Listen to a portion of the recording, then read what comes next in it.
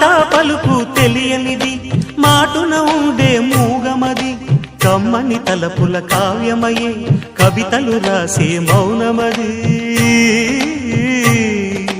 రాగల రోజుల ఊహలకి స్వాగతమిచ్చే రాగమది శృతిలయలరగని ఊపిరికి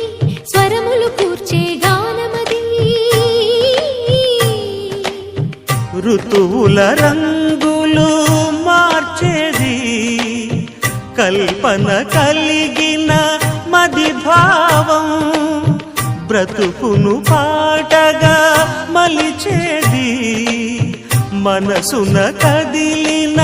మృదునాదం కలవనిది